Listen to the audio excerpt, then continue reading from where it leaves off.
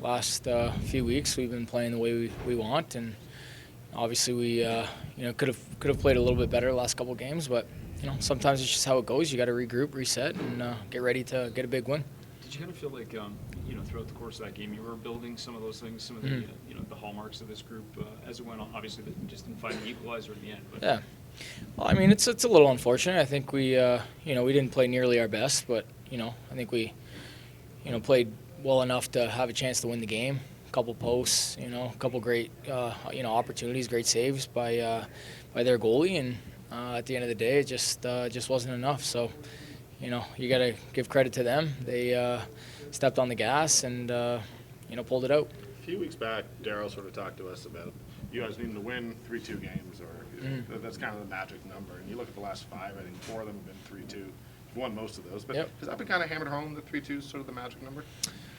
I don't know if there really is a magic number. I just think, there's obviously we've been in a lot of tight games, and, I think that's going to pay dividends towards the end. I think that's a great experience for our group, and just being able to try to stay calm and composed in those, tight, high, tense situations. So I think it's a positive thing. At the end of the day, we got to find a way to win those games, but, I think more times than not, we're capable of doing that. So it's less about getting the 3 goals than it is just, having that experience being a one-goal game. Yeah, I don't think you go out there and say, hey, we got to score 3 goals tonight or whatever the case may be. I think you just try to execute the offensive game plan as best as possible, and we got guys in there that can score goals, so I don't think that's an issue. You do feel like the overall comfort level in those close games, third periods, you feel like it's starting to get higher and higher as the year goes on?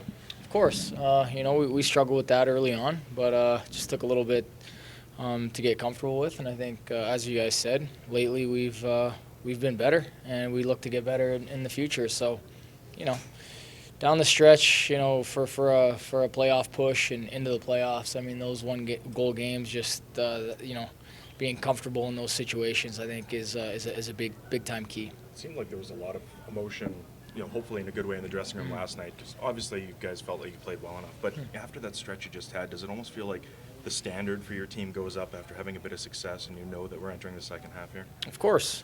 You always want to get better, and we want to continue to play. And I think as time goes on, we're gonna start to get in that midseason form where guys in our team are a lot sharper. So that's what you strive for. We there's always room for improvement, and we just hit the reset button and get going for next game.